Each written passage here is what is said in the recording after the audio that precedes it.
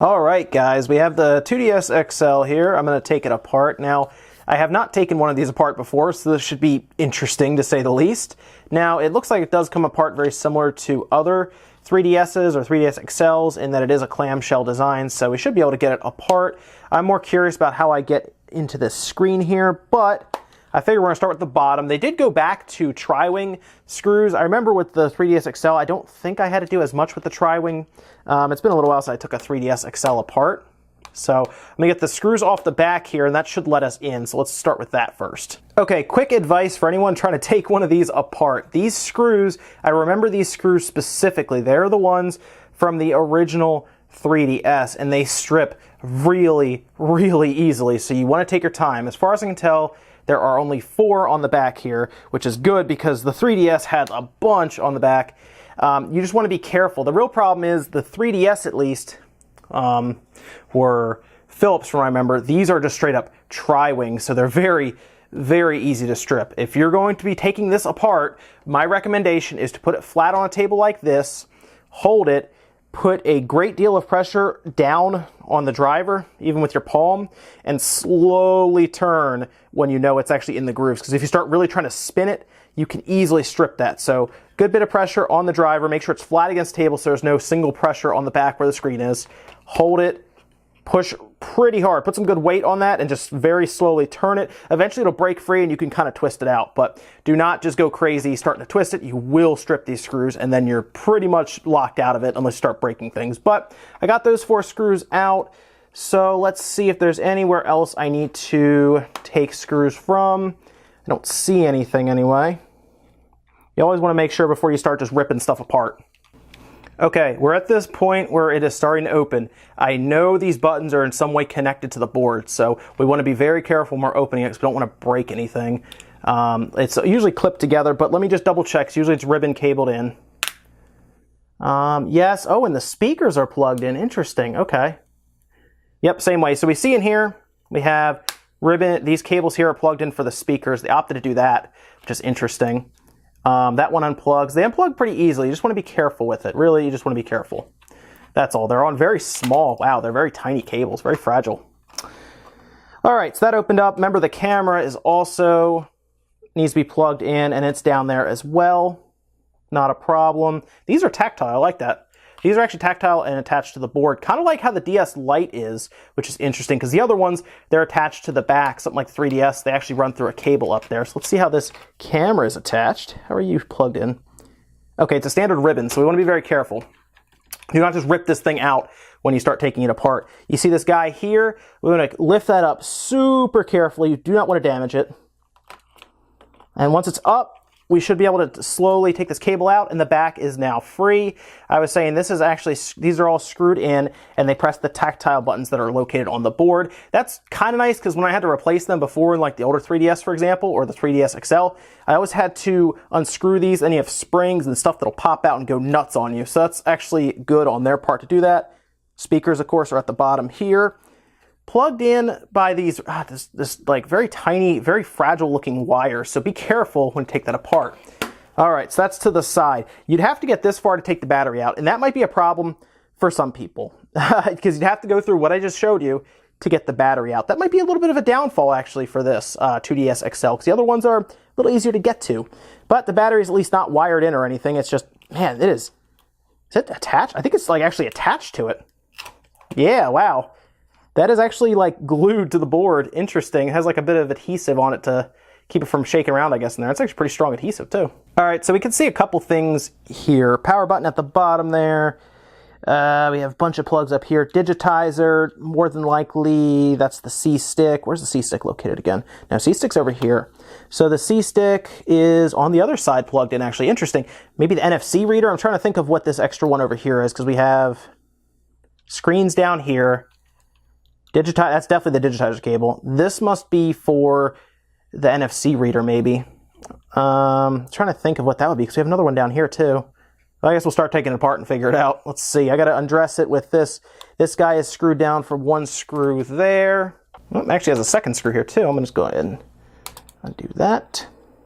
It actually had 2 screws, and it looks like it kind of reinforces where the charge port is. That's a good idea. It's a nice side effect to do that. because these charge ports are very fragile. They're easy to break off. That was one of the biggest things I used to repair all the time back in the day, was 3DS charge ports. Super easy to repair, by the way. They were not difficult at all. So that comes right off after 2 screws and a little bit of playing around with the what should be the Wi-Fi cable here that I've unplugged now. I have another cable here. Interesting. What is that cable for? Well, we're going to find out. There's a lot of cables plugging in down here that have me a little thrown off, but I'm sure once we get it out, we can do that. So I'm going to start unattaching all this stuff. We'll pull the board and see what we're dealing with. I'm going to do that now. Okay, so the board's out. The C-stick is kind of just floating up here. It's kind of funny. Actually, that's that nub there. There's no cover. That actually goes right through the plastic here, and that's what you're touching right there. It does just plug directly into the board here. I probably don't have to unplug it, but we'll do that anyway just to get a good shot of the board straight up. All right. There we go. So we got everything out there. I'm still curious what some of these are doing here. There's a few things going on. Okay, I know we have a camera. One of these is a camera. I know that. We have 2 going down here. These 2, that's for the screen. That is for the screen as well, I think. And then this must be going somewhere. I'm trying to think where that one's going. This is the top screen. That's the digitizer. And there's this guy. I don't know. I guess we can go a little further with it and get into the top screen. Anyway, I think if I had to take a guess, we probably have processors and stuff under here. One of these should be the Wi-Fi chip. I feel like it's this one because the antenna runs directly to it. I should be able to get this guy off real quick though. These are just usually pressed on, they come off. So there's our shot. Let's take a look at the chips. I'll get some pictures of this for you guys so we can take a look at what this chip is. CPU, LGRA, 2014 Nintendo ARM. And then directly next to that is the, LFC RAM. It looks like it's pretty much the same standard stuff that's in the 3DS XL, for example, new 3DS XL, that is. So nothing surprising there. For the most part, they probably changed up the board so that it works with a standard screen that they changed out with. So overall, it looks to be pretty much the same. I don't know if there's any difference in the networking chip here. I'll get you guys a picture of that as well. It's just an Athros. Should be about the same. So no major changes on hardware like I think most of us, were thinking. I don't think any of us really thought there'd be a major change in terms of hardware. Definitely no upgrades or anything there. It's going to run pretty much the same way a 3DS XL would run, the new 3DS XL, with the same specs and everything. So it's nothing outlandishly new or anything like that. I don't even think the battery is that different.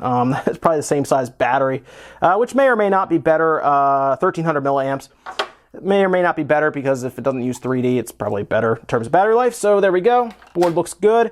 Now here's where things get interesting. This is the part I would always hate when I got into these, and it's getting to the top screen. And you're probably looking at this now thinking it looks like a train wreck, and it kind of is. I'm trying to figure out how I get into that top screen because there's no screws, no entry point here. More than likely the backing comes off. Like there is probably clips here holding this on.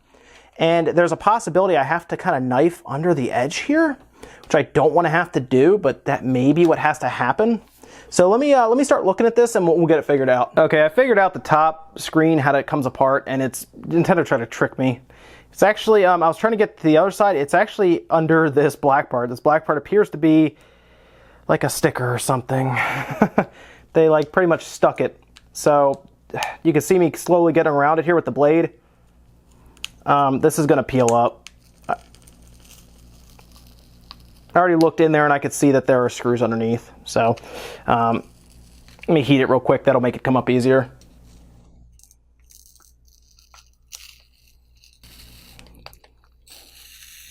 Okay, so it's pretty much held on with some serious tape, that top cover part. This is like actually really serious tape.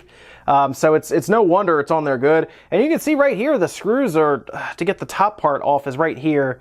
I don't like that method that much, actually. That's not very good. I guess I'm trying to think of why they would go that route. Maybe just so people don't try to get to the top screen. It seems really weird to do that. Mostly because when you rip that top part off, it's probably never going to stick back down the same, you know what I mean? And I mean, I have this whole top part is just super sticky right now. So of course the cover is going to have to go back on, but it's not going to look the same at all. Now this top part should pretty much come apart. I should be able to just rip it apart probably with my fingernails since it was already trying to come apart, and that's how I figured out there were screws in there because I kind of see in there. So yeah, this will start coming apart now. There. Okay. So the back cover's off. There you go. Here's the top screen. And it's a much simpler screen than I'm used to. What is that like a... That's interesting. I don't know what this is there. I guess, is that like a... What is that? I don't know what that is. That's interesting. Okay. All right, so we have it run up there. That's where the Wi-Fi antenna is, all the way up there. You see it run all the way down here. Top screen, which at this point, I guess I'll just take out since I'm already this far.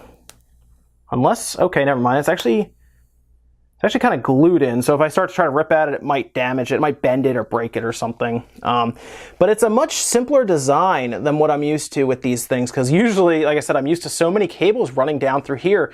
There's just one, and I like that a lot more. Then I don't have to mess with this so much, so that's pretty cool. Interesting overall, this whole design. Wi-Fi antenna up there, runs down, and then the cable. It's a pretty standard screen. I mean, here's the stuff for it right there. If anyone wants to look it up. That's the code on the screen there. Here's the top code. It's probably down here as the part number, though. So it's a pretty standard screen. It's definitely feels flimsier than the XL screen, although the XL technically has two screens in there that kind of offset to give you that 3D look. But overall, the system's built well. I don't know why they opted to do that with the top screen. It seems really weird to make you rip that top part off to get there. There are so many better ways they could have done it, but there you go. I guess they're trying to make it look sleeker. Well, that's the disassembly of the 2DS XL. The board is bigger than a new 3DS XL board, but overall the design is good. It's nothing new inside, like we probably figured it wasn't, since, well, it's the same specs and everything. It's going to play the same games, but it's interesting that it's a larger board overall than what the new 3DS XL is. Like, the new 3DS XL is like half of this board. So it's interesting this board is so large, although they did hide the battery in here. So it's weird that they hid the battery in there. To change the battery, you have to go through that first step that I showed you. Just be very careful with the screws because they do strip easily. But this has been the new 2DS XL disassembly. I hope you guys enjoyed a look inside at it. Kind of interesting setup. Parts of it I don't like. Some of it was pretty cool. But that's it for now, guys. I'll see you in the next video.